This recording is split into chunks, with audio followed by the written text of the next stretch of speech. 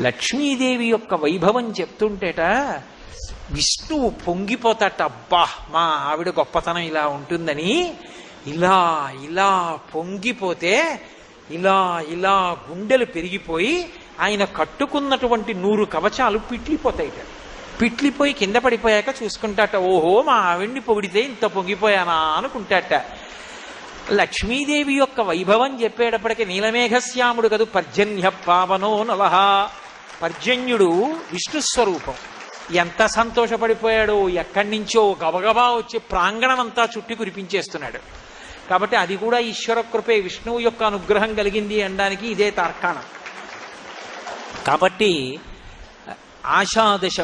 ఆషాదశమి నాడు పరమశివలింగానికి చందనోదకంతో అభిషేకం చెయ్యడం లక్ష్మీదేవి యొక్క అనుగ్రహానికి కారణం.